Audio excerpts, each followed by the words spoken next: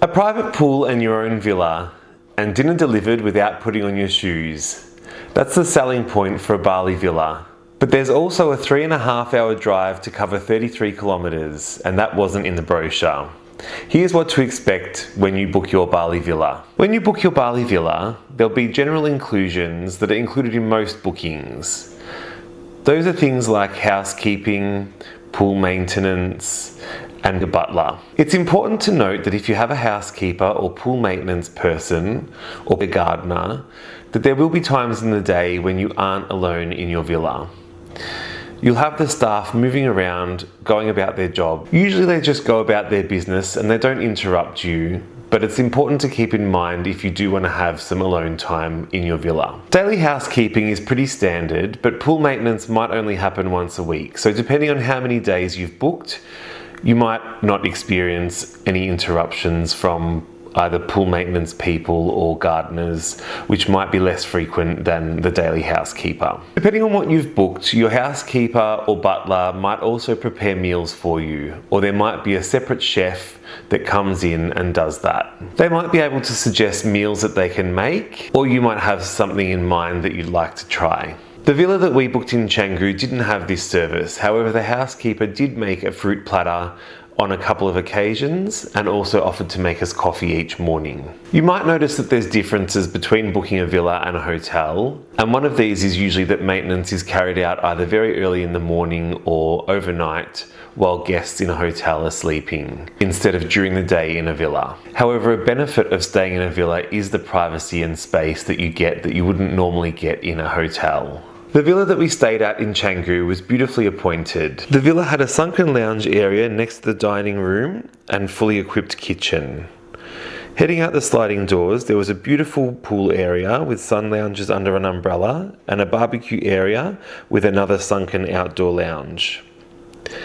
Heading over the little footbridge, we went into one of the bedrooms, which had a huge bed and working area, as well as some storage space and its own bathroom. The villa had 3 bedrooms and 3 bathrooms, and it was the perfect space for me and my 2 friends to spend a couple of days. Because the villa had its own kitchen, we did have the option to be able to go grocery shopping and cook for ourselves.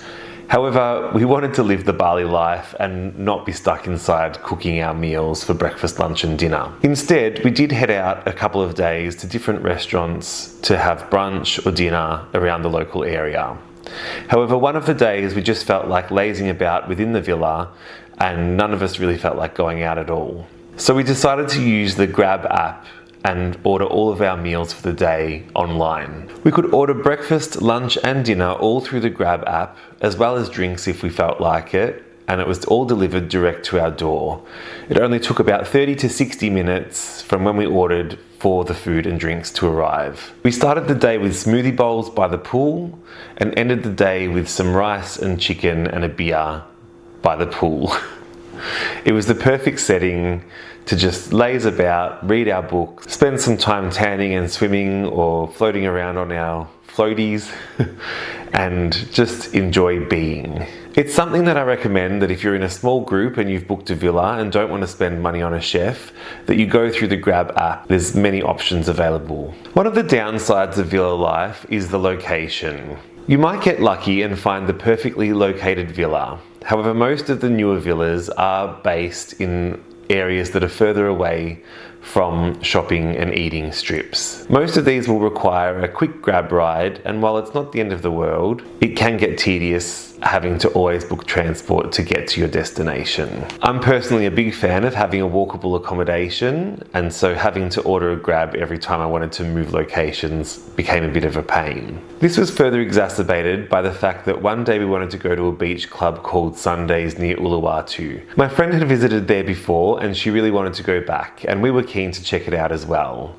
It was only 33 kilometres from our accommodation in Canggu, and when we originally looked up the directions, it was only going to take about an hour. We decided to take a car because it was 3 of us and it was quite a hot and humid morning, with some rain forecast on the way. What was originally a 1-hour trip turned into 3.5 hours to travel 33 kilometres, and by the end of the trip I was almost ready to turn around and go home. Our day at Sundays turned into a beautiful day. The sun came out and we enjoyed some fantastic food and views of the beach while we enjoyed our cocktails. The people watching was great, and there was a beautiful sunset that we got to watch as the sun sunk beneath the waves. But having that 3.5-hour trek for only 33 kilometres at the start of the day really did put a dampener on the morning, and it's something that I definitely keep in mind in future if I was booking a villa. The further from the airport you go, the more traffic there'll be, and you'll find that there are choke points along the way with some of the roads around Bali.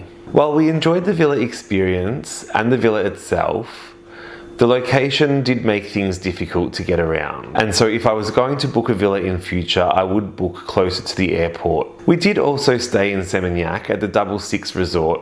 I made a couple of short videos comparing the hotel experience to the villa experience, and they're linked below. The experience in Seminyak was completely different. There's lots of restaurants and bars nearby, and we managed to be able to walk across the road directly from our hotel to the beach to experience the water. You really want to pick your accommodation based on the experience you want to have in Bali. If you're looking to go out and experience the cafe culture or restaurants or bars, or you want to go to the beach regularly, then maybe a hotel will be better. But if you wanted to have some alone time and just relax in your own space, then a villa is really the way to go. A quick tip for travellers who are new to Bali is that all Australians will require a visa to enter. You also need to pay a tourist levy and do an arrival card before you arrive into Bali. This can all be done electronically online, and I've stepped through each process in a live I did recently on episode 2 of Matt's Travel Desk. That's also linked below, so check that out if you need help completing that. If this saves you some guesswork, subscribe. There's more location guides, reviews, and travel tips on the way. And let me know in the comments below, would you choose a hotel or a villa when you visit Bali?